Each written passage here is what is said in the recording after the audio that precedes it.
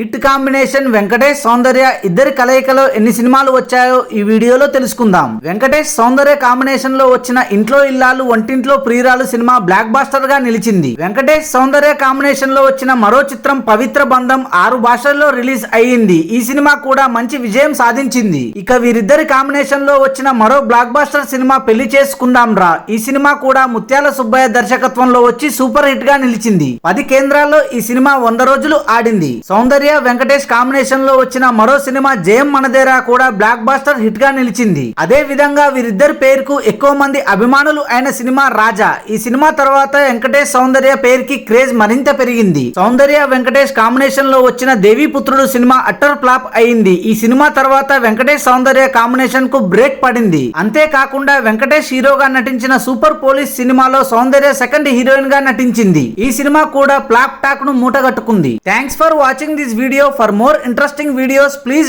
do subscribe.